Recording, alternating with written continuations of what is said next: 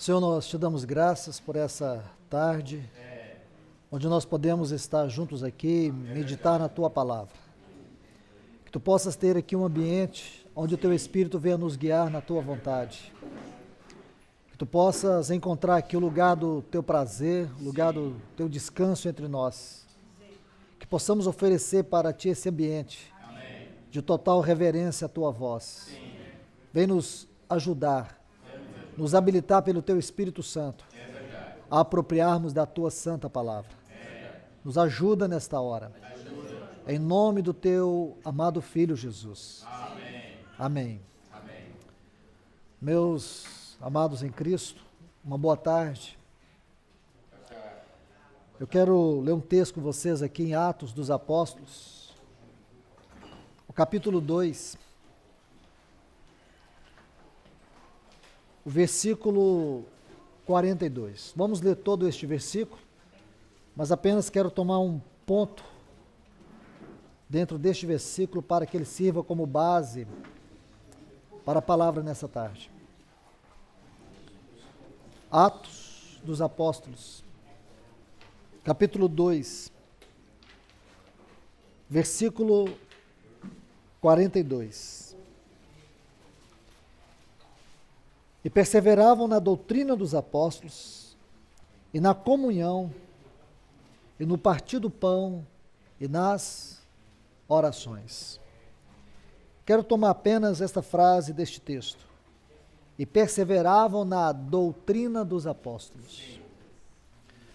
Meus amados em Cristo, desejo compartilhar com vocês acerca da natureza e do caráter eterno da palavra de Deus. Qual a razão deste tema? Eu creio que nós precisamos compreender qual é o caráter desta palavra que nós pregamos. Qual é a sua natureza? Qual é a sua essência? Porque podemos pregar um evangelho puramente teórico. Podemos estar comprometidos com um evangelho puramente religioso e intelectual. A palavra de Deus não tem nada a ver com esses aspectos intelectuais e religiosos, daquilo que muitos têm procurado tornar a palavra de Deus. Nós precisamos conhecer este evangelho para que possamos ser ajudados pelo Espírito Santo a estar na mesma esfera de vida e de realidade como a igreja primitiva viveu. Se você estudar o livro de Atos dos Apóstolos, você vai compreender que havia algo particular na vida, na prática, daquilo que foi a realidade do evangelho entre aqueles irmãos. Eles pregaram um evangelho vivo. Eles pregaram uma palavra real. A palavra que eles pregaram, não apenas pregaram, mas eles puderam tocar esta palavra. Nós podemos viver toda a vida cristã, podemos estar pregando o evangelho e nunca tocar a realidade viva daquilo que é a palavra de Deus, porque o evangelho para nós pode ser simplesmente um compêndio de doutrinas, de esquemas teológicos, de regras, de princípios intelectuais.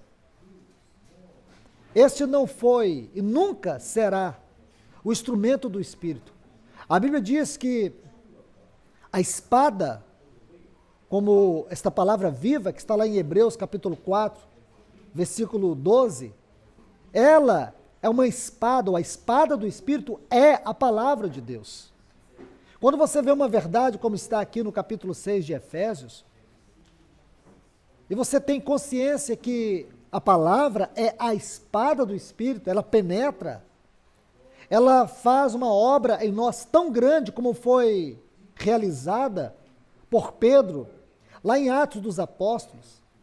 No capítulo 2, vocês todos sabem que Pedro se levantou juntamente com aqueles 11, e ele expôs a palavra com tamanha ousadia. No versículo 37 deste capítulo 2 do livro de Atos, diz que aquelas pessoas, elas sentiam como se a palavra de Pedro perfurasse atravessasse o coração delas. No versículo 37, aí de Atos 2, diz assim: e compungiu-se-lhes os corações quando ouviam a mensagem de Pedro. Essa expressão, compungiu-se-lhes, essa expressão aí, é atravessar.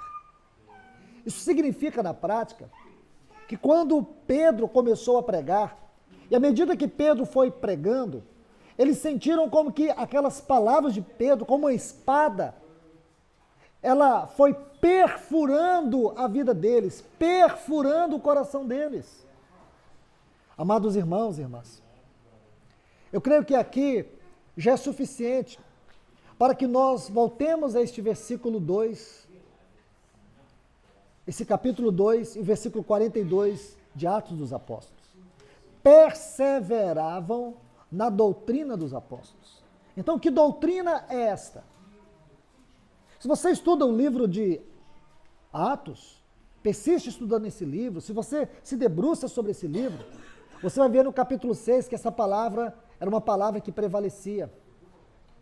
No capítulo 12 diz que essa palavra, ela prevalecia poderosamente.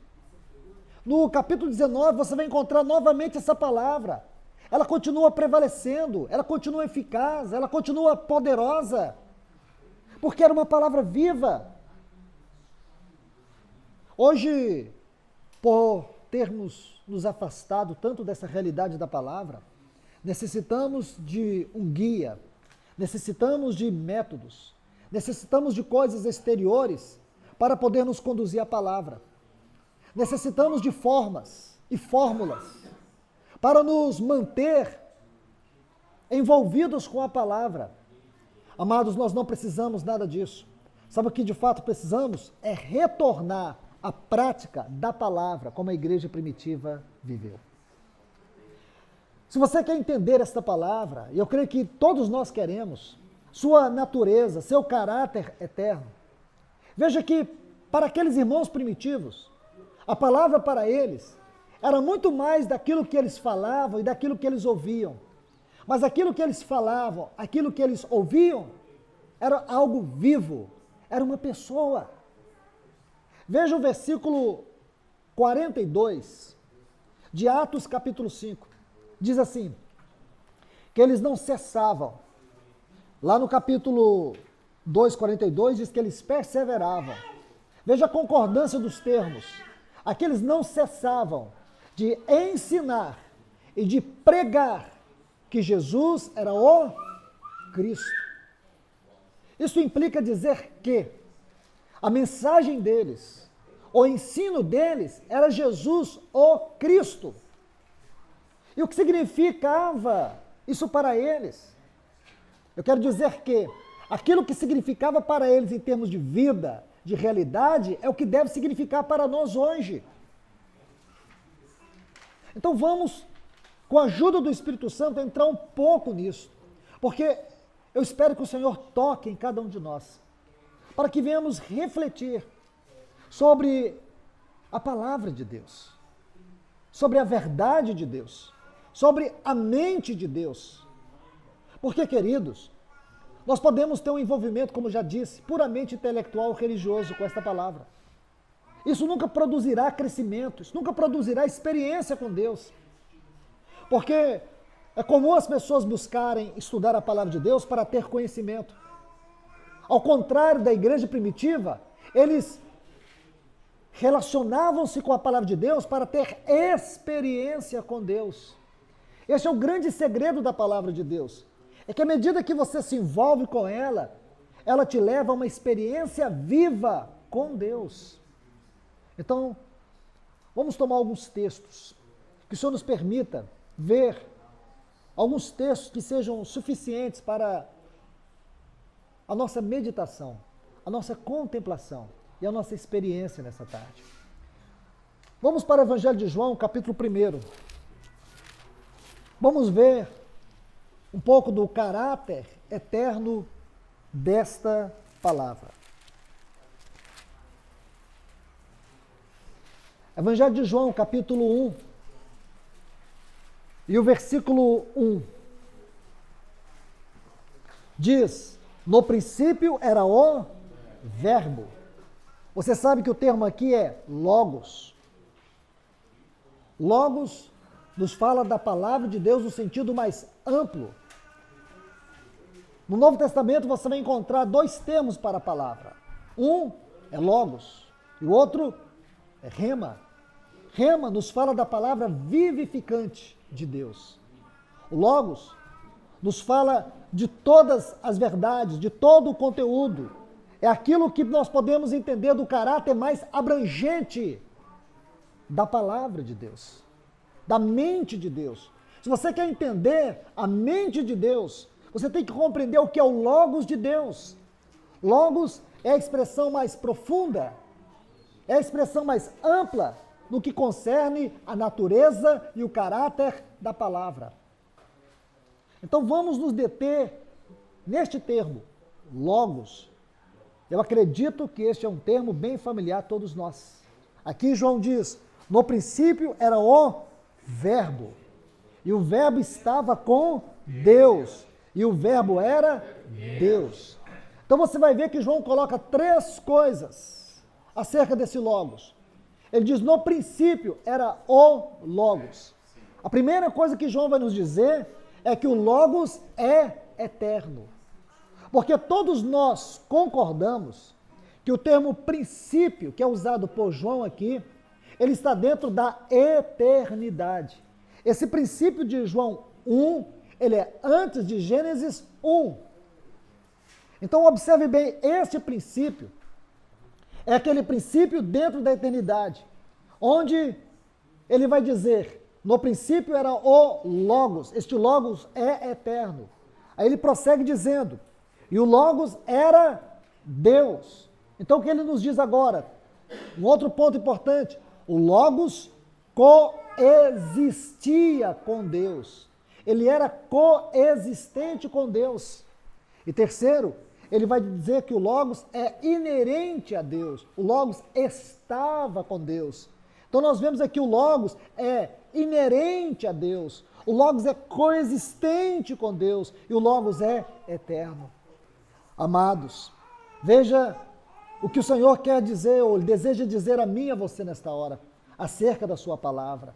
Porque quando você estuda o Novo Testamento, você vai ver que a grande ênfase, tanto do Senhor Jesus, como dos apóstolos, no que diz respeito à palavra, o termo que eles vão usar com maior ênfase, para poder revelar para nós o caráter desta palavra, que nós fomos chamados a proclamar, é sempre Logos. Por isso, o Senhor chama a nossa atenção nessa tarde, para que nós venhamos entender o que significa pregar o Evangelho. Porque as pessoas acham que para pregar o Evangelho, elas precisam ser intelectualmente e teologicamente bem preparadas. Lamentabilíssimo engano. Para você proclamar esta palavra, você não tem que ter uma formação acadêmica, você não tem que ter uma formação teológica. Sabe o que você precisa? É conhecer este Evangelho na sua essência, naquilo que o Espírito Santo te permite, naquilo que o Espírito Santo te revela, naquilo que o Espírito Santo forma dentro de você. Porque o grande segredo de realizarmos a obra de Deus é sabermos o quanto da obra de Deus foi realizada em nós.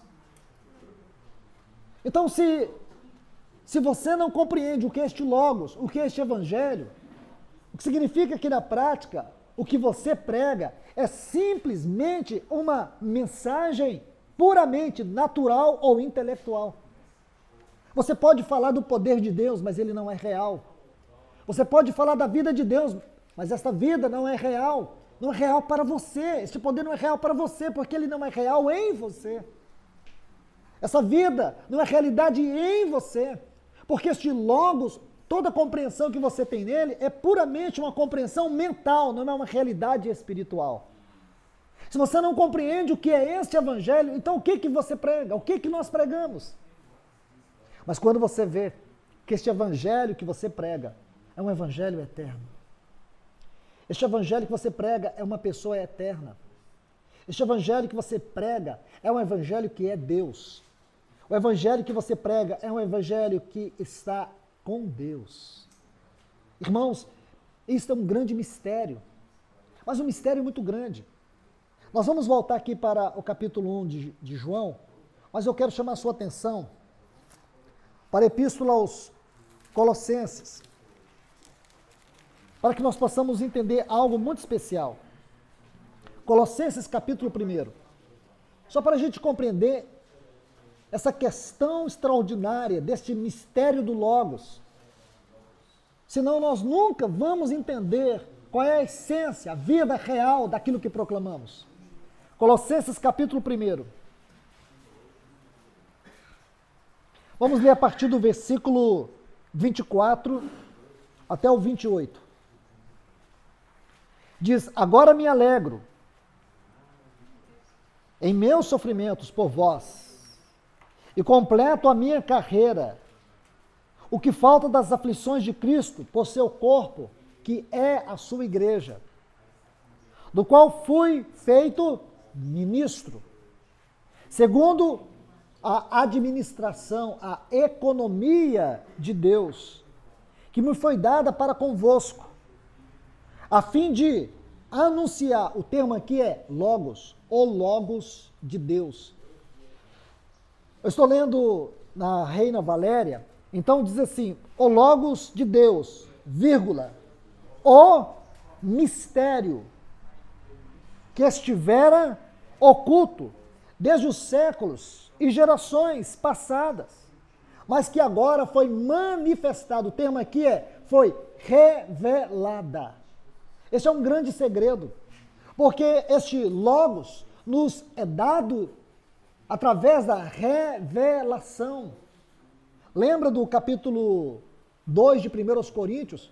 Quando Paulo diz que o Espírito é aquele que conhece a mente de Deus, é aquele que conhece as profundezas de Deus.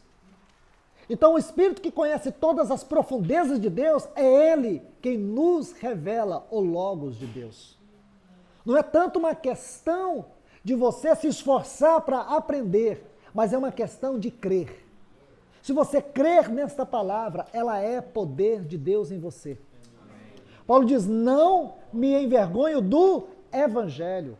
Se nós falamos de lei, falamos de palavra, Sagradas Escrituras, Evangelho, são as variadas formas que nós encontramos na palavra de Deus para compreender toda a natureza do Logos aqui neste livro.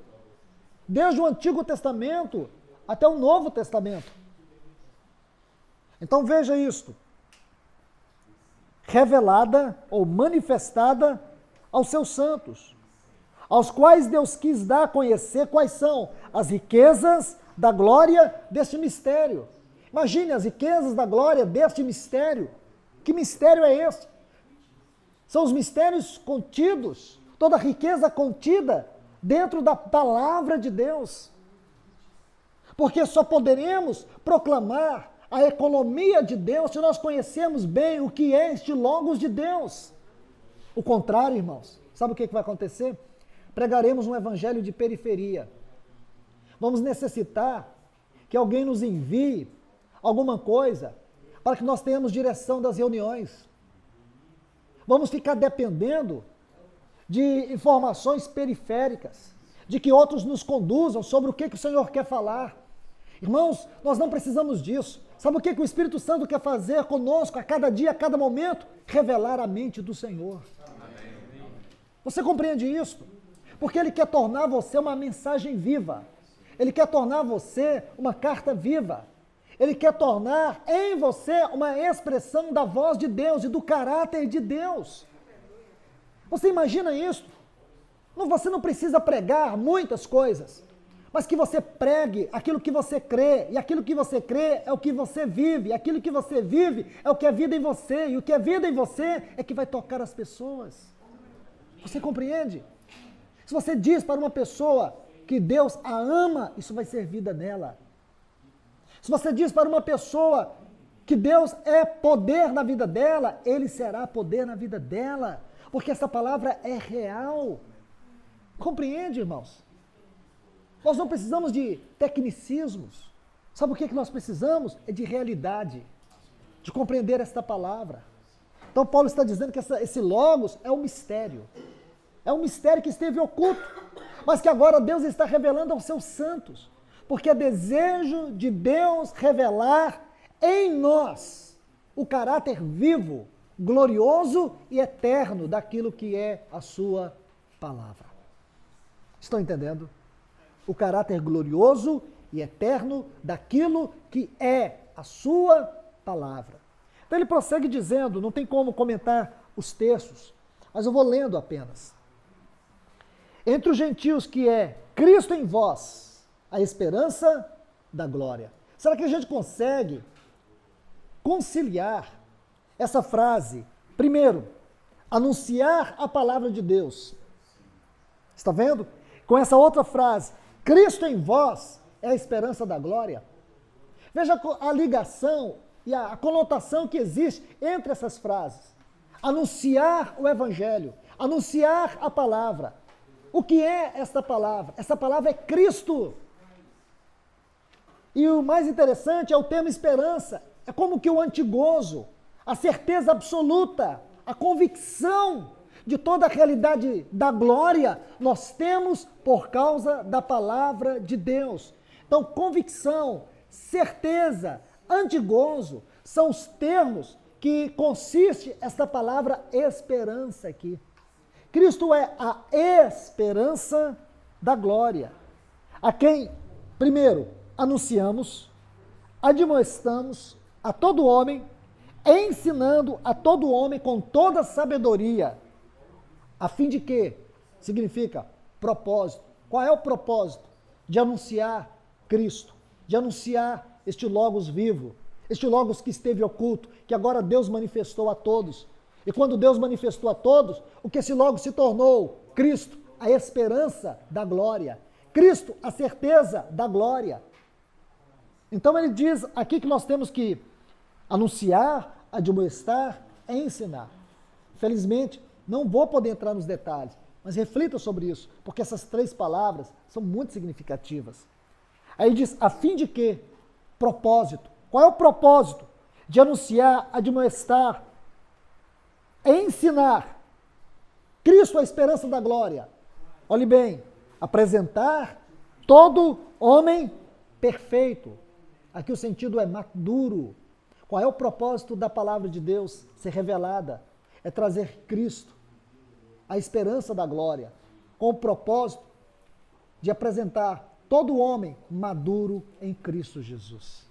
Então você começa a ver um aspecto bem prático da palavra de Deus. O que significa essa palavra? O que ela deve ser em nós? O seu trabalho em nós. Então, por um lado, nós vimos esta palavra eterna. Ela habitava com Deus, porque ela era Deus. Este verbo, este Logos, que sempre esteve com Deus, é hoje a palavra que nós anunciamos, é a palavra que nós pregamos. Irmãos, irmãs, o termo Logos não foi um termo criado por João. Na verdade, foram aproximadamente 400 anos para que essa palavra amadurecesse dentro do conceito bíblico. Antes de João, há muitos anos antes, por volta do ano 390, houve um grande filósofo e também astrônomo chamado Euríclides. Ele foi conhecido como um dos pais da astronomia. Ele fez extraordinárias pesquisas acerca da existência do universo, acerca de toda a ordem que existe no universo. Muitas das suas pesquisas, elas foram fundamentais para a ciência astronômica ou da astronomia dos nossos dias. Então, meus amados irmãos, preste atenção nisso. Veja como Deus foi trabalhando na história. Veja como Deus foi tomando até mesmo mentes seculares para produzir algo tão glorioso na sua palavra. Então, o Heráclides, ele fez essas grandiosas pesquisas em torno do conhecimento do universo, da sua existência, de toda a ordem. Então, ele chegou à conclusão que havia uma mente, havia uma razão por detrás de todo o universo. Essa mente, essa razão, ela deveria ser a causa de todas as coisas, da ordem de todas as coisas. Aí surge um outro filósofo, chamado Heráclito. Ele viveu em Éfeso, também sabemos que João viveu em Éfeso. Provavelmente foi aí que João teve a grande influência acerca do conhecimento desse termo. Então, Heráclito contribuiu também com as grandes pesquisas filosóficas do seu tempo, concernente ao entendimento desta palavra, do Logos. Então, Deus foi trabalhando na história. Então, veja o que Deus fez. Deus toma essas mentes seculares para produzir algo extraordinário. Esses homens, eles começaram a entender aquilo que era conhecido como o grande mundo, a visão do grande mundo, do macrocosmos. Então, dentro dessa visão do grande mundo, eles entenderam, esses dois grandes estudiosos, que havia uma mente, que havia uma razão por detrás de tudo isso. Então, eles compreenderam que esta mente, que esta razão, que esta causa, que havia por detrás de todo o universo, esta mente que idealizou todo esse universo, e que o mantinha em uma perfeita estrutura, era chamada de Logos. Entende? Logos. Então, quando você observa isso, e você lê o Evangelho de João no capítulo 1, aí você compreende o que é que João está dizendo. No princípio era o Logos. O Logos estava com Deus. E o Logos era Deus. Então você vai ver que ele prossegue dizendo que o Logos, ele criou todas as coisas. Ele é a causa, ele é a mente, ele é a razão de todas as coisas. E sem o Logos, nada do que foi feito se fez. Então você vê, talvez esse seja apenas um pensamento intelectual. Mas não é só isso. É porque o Logos, ele é a mente de Deus. Ou é a expressão da mente de Deus. Se nós queremos conhecer a mente de Deus, nós temos que conhecer o Logos. Pegando apenas esses conceitos, passamos a ter uma ideia daquilo que Deus, na história, pôde alcançar acerca da sua palavra. Daquilo que é a sua palavra. Para que você compreenda qual é o evangelho que você deve pregar. Compreender esse princípio é muito importante, porque aqui você vê que Deus usou a história para poder trabalhar esta palavra e revelou a João a sua natureza e o seu caráter. Olha o que João diz, no princípio era o verbo estava com Deus, o verbo era Deus. Lá no versículo 14 ele diz, e o verbo se fez carne e habitou entre nós. Então vamos tomar esse texto aqui, irmãos. O verbo encarnou, se fez carne. Olha o que diz Colossenses, no capítulo 3, versículo 16. Paulo diz, habite ricamente em vós a palavra, o Logos. Então, João diz que o Logos habitou. Paulo colocou um item. Paulo diz assim, o Logos nos habitou ricamente, gloriosamente. Então você tem ideia da vida, da realidade, do poder e da glória da palavra que está em você? Será que você tem conhecimento real do que é esta palavra dentro de você? Será que nós precisamos de guias exteriores? Será que nós precisamos de manuais? Será que nós precisamos de um conhecimento intelectual para pregar esse evangelho? Como esta igreja primitiva pregou essa doutrina dos apóstolos? Que doutrina era esta? Era um compêndio de regras, de princípios religiosos com misturas judaicas? Claro que não, irmãos. A palavra que eles pregaram era uma palavra viva, era uma palavra poderosa, era uma palavra que perseverava, uma palavra que tinha realidade espiritual. É esta mesma palavra que nós fomos chamados a pregar. O Senhor Jesus disse assim, ide por todo mundo e pregai o evangelho. Ele disse para nós irmos e anunciarmos este evangelho. Agora, que evangelho que ele mandou nos anunciar? Apenas pregar que Jesus Cristo salva, cura, batiza e que voltará?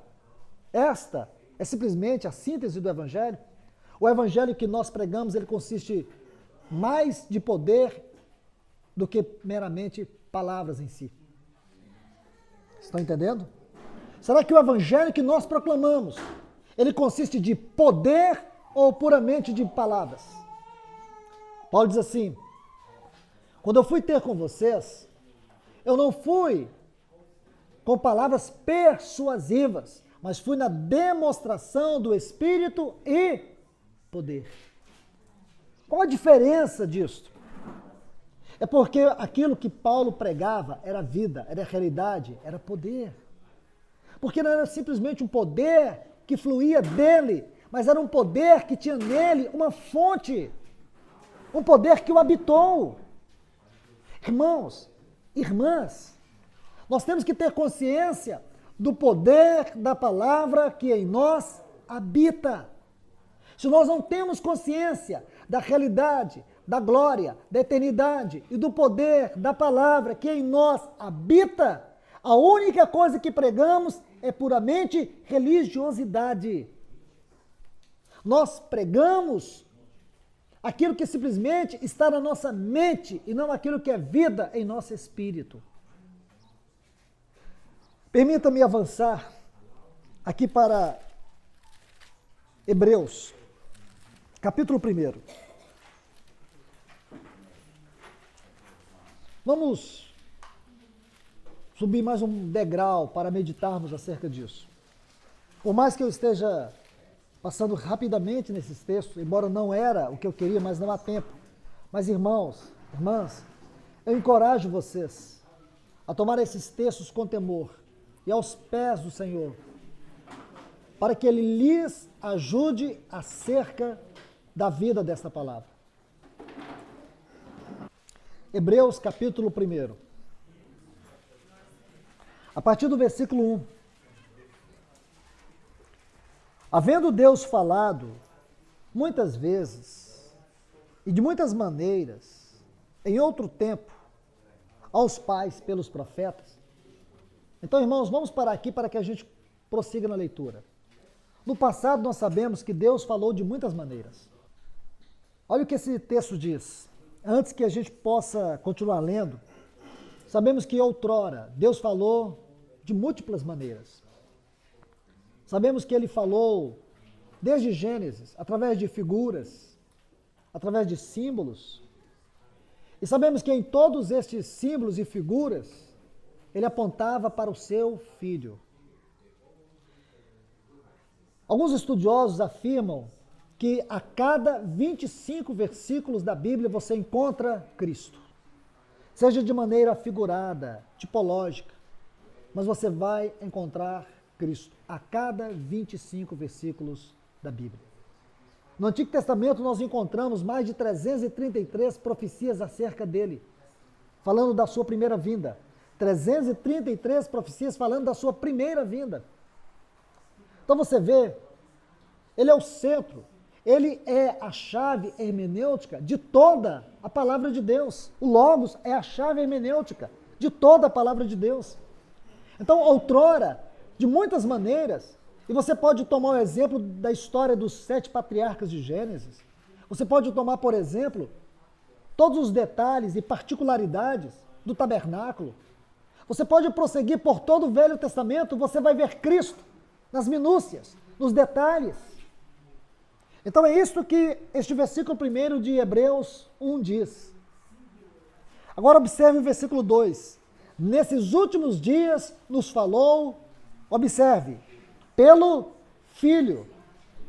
Então agora, nesses últimos dias, o falar de Deus é através do seu Filho. O Filho é o seu falar. Não havia uma maneira mais profunda, não havia uma maneira mais gloriosa de Deus nos falar do que esta. Deus jamais poderia ter chegado tão perto do homem pelo seu falar como ele chegou através do seu Filho.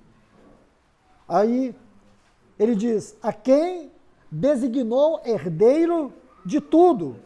Agora observe uma síntese de João 1:1 aqui. por meio do qual também fez o universo. Mas os versículos abaixo, João 1 diz assim, sem ele, nada do que foi feito se fez. Agora, observe. Versículo 3 diz, ele quem? Este Filho, que é o falar de Deus, é o resplendor da sua glória. Está vendo aqui? Então, o que o Espírito Santo quer nos mostrar? O que o Espírito Santo quer dizer para mim e para você? Que este Filho, que é o Logos, que é o falar de Deus, ele é o resplendor. Isto é, ele irradia Deus. Ele irradia a glória de Deus por meio do seu falar. Então, o que significa que quando você está pregando esta palavra, você conhece a realidade, a essência, a vida desta palavra, sua glória e seu caráter eterno, você tem absoluta certeza, quando você está pregando, a glória de Deus está irradiando através da mensagem que você proclama. Compreende isso? Seja dentro da tua casa, seja no trabalho, seja na rua, seja na reunião da igreja.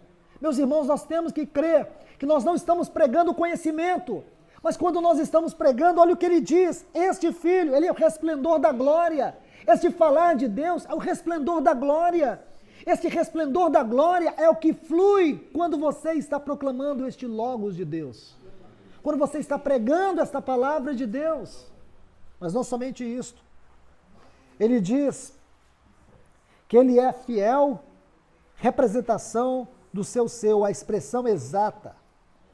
Essa frase aqui significa a reprodução precisa em todos os aspectos.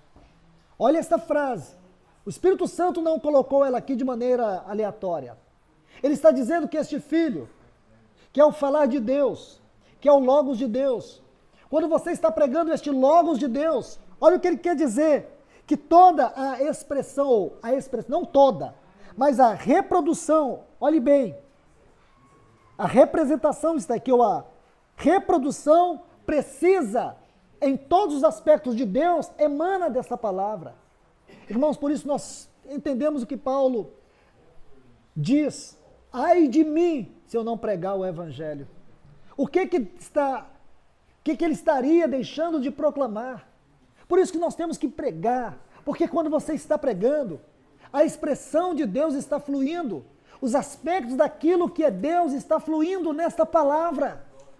Então coloque na sua mente, você não está pregando conhecimento, você está pregando, você está expressando, sabe o quê? Atributos de Deus, glória de Deus, as expressões de Deus estão fluindo dos seus lábios. Você tem que crer nisto. Aí ele diz mais ainda. Ele é o resplendor da sua glória, a fiel representação do seu ser. Essa expressão aqui, seu ser, o irmão Rodrigo já nos compartilhou um pouco sobre isso. É o postas, a substância real. Veja o que implica você saber o que é o Logos, qual é a sua natureza, qual é a natureza do Evangelho que você prega, qual é a natureza do Evangelho que nós como igreja fomos chamados a pregar neste mundo. O que significa o caráter das boas novas? Significa que o caráter das boas novas é a substância real de Deus sendo proferida pelos nossos lábios. Entende isto? Se você não crer nisto, se você não compreende isso, então o que eu e você estamos pregando, se nós não conhecemos isto? Qual é a natureza deste Evangelho?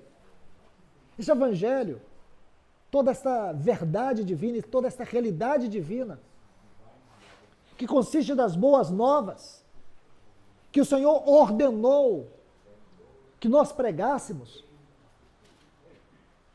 não é algo que você aprende em seminário, não é algo que um curso de homilética pode te ensinar, não é algo que um livrinho pode te conduzir. Você precisa ter experiência com esta pessoa, você tem que ter mais do que conhecimento intelectual dela, você tem que ter uma experiência real com ela, para que você compreenda o que foi que a igreja viveu, por que aquela igreja pôde pregar o evangelho com tanta autoridade. Porque aqueles cristãos, eles pregaram o evangelho com tamanha autoridade. Porque aqueles homens que foram chamados de iletrados, no capítulo 4 do livro de Atos, pelas autoridades romanas, eles foram aprisionados, eles morreram por causa dessa palavra. Porque eles se deram tanto por causa dessa palavra. Porque eles tiveram experiência com ela. Meus irmãos e irmãs, Deus nos chama nesse tempo para que nós tenhamos experiência com a sua palavra. Porque se nós tivermos experiência com essa palavra, nós iremos pregá-la como ela tem que ser pregada. Nós não podemos diluir o caráter moral desta palavra. Nós não podemos diluir a essência espiritual desta palavra. E podemos estar fazendo isto por tratá-la de maneira puramente intelectual. Então, guarde esses textos. E para encerrar, vou deixar os últimos textos para vocês lerem. Lógico que aqui ainda existem algumas riquezas, especialmente sobre essa palavra assentou-se. Depois que o escritor aos Hebreus faz essa exposição gloriosa acerca do falar de Deus, e diz que ela assentou-se. O que significa assentou-se? Essa é uma posição de descanso, de satisfação. O texto que vai nos responder isso, a chave dele está em Efésios 1:20. No 19, Paulo vai falar do grande poder que Deus usou para ressuscitar a Jesus dentre os mortos. Efésios 1:19.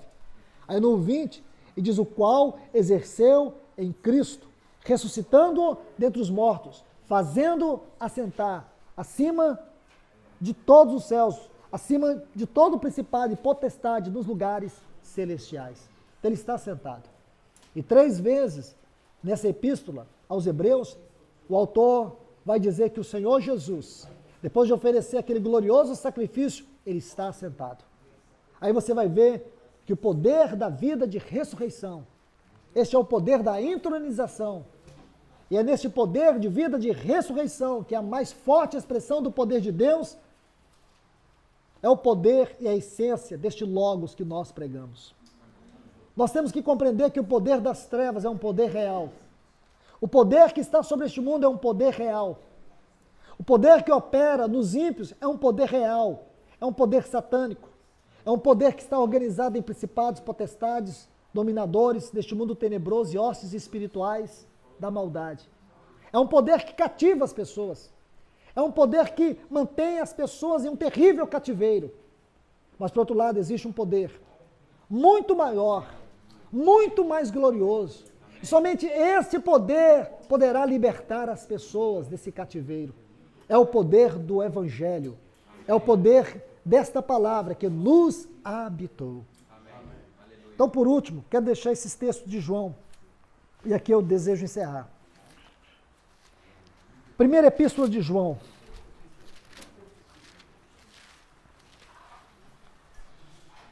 Que faz uma síntese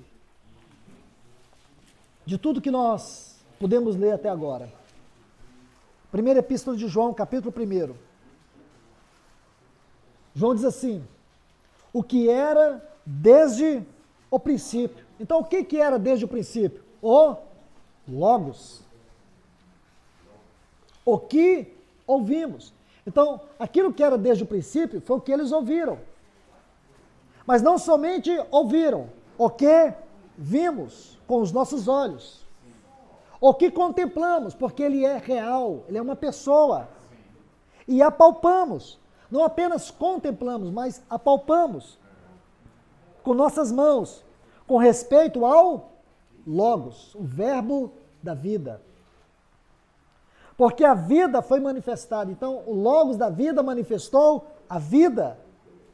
E a temos visto, testemunhamos e vos anunciamos. Então você percebe que ele está falando do Logos? Ele está falando deste Logos que é vida. A vida aqui não é uma vida biológica, é a vida de Deus, é a vida que é Deus.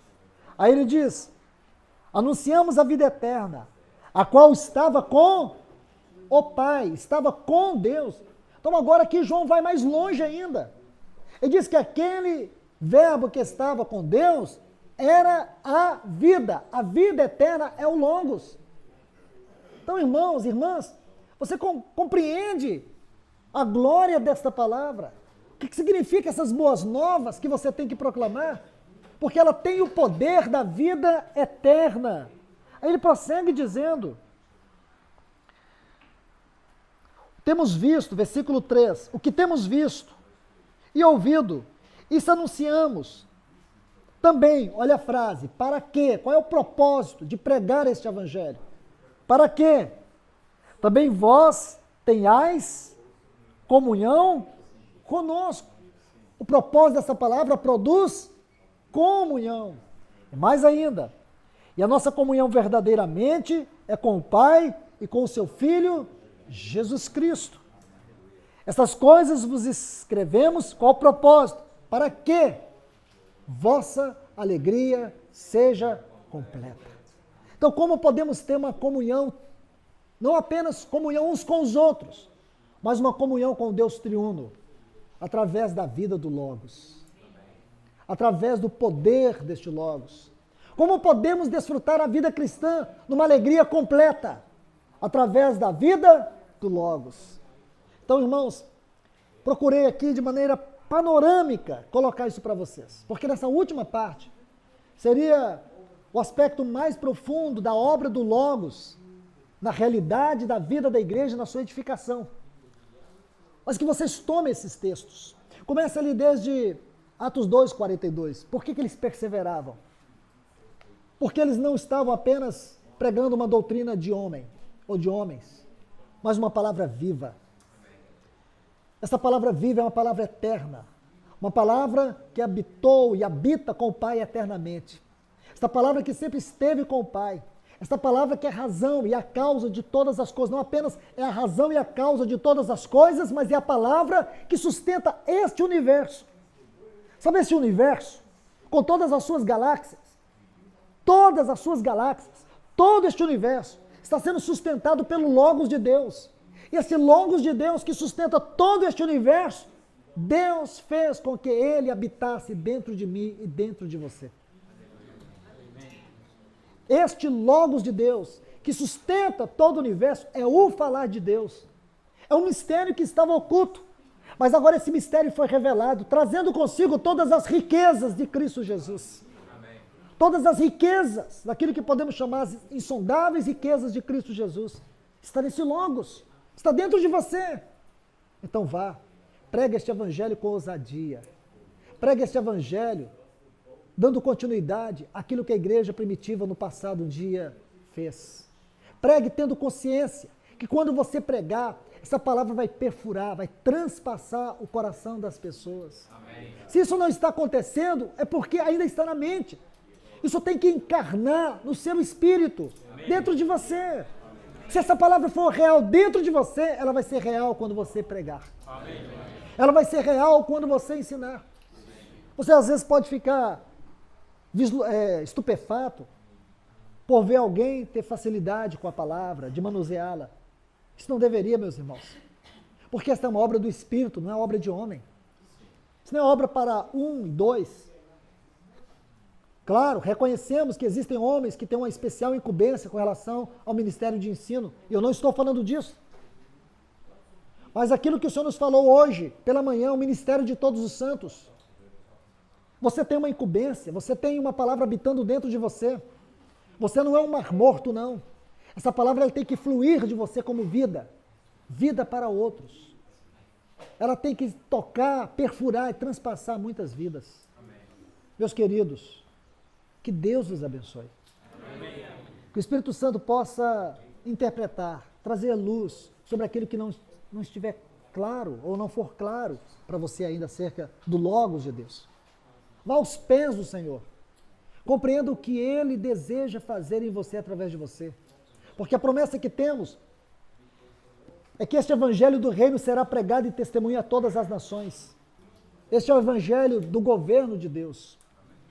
Este é o evangelho dos desígnios de Deus. Em todas as nações. Esse evangelho tem que ser pregado. E Deus nos confiou esta palavra viva. Creia nisto. E permita que o Espírito Santo possa tornar esta palavra hoje viva no teu coração. E que Ele possa te abençoar. Vamos orar. Pai, nós te louvamos pela tua palavra. Obrigado por esse tempo que nós tivemos juntos aqui para refletir acerca do teu Logos, desta palavra viva do Senhor. Esta palavra que é as boas novas. Somente esta palavra poderá libertar os cativos, os oprimidos. Somente esta palavra poderá trazer vida para aqueles que estão espiritualmente mortos. Senhor, nos faça compreender a vida desta palavra que em nós habita. Nos faça tocar a realidade desta palavra. Nos liberta de toda religião. Tudo aquilo que a religião imprimiu na nossa mente. Vem nos desintoxicar de toda religiosidade, de toda mente intelectual. Nos faz tocar a vida da tua palavra, a pureza dela, a essência dela, o caráter espiritual dela, em nome do teu Filho Jesus. Precisamos da tua ajuda nesta hora. Precisamos do teu socorro nesta hora, da tua misericórdia nesta hora, para que venhamos absorver a tua voz, para que o Senhor nesta hora esteja resplandecendo em nós a tua mente, esteja resplandecendo em nós a tua glória, a glória da tua palavra, a glória do teu falar, que o teu Filho tenha sido o falar do Senhor nesta hora nos nossos corações. Dizemos amém à tua palavra, em nome do teu Filho Jesus. Amém.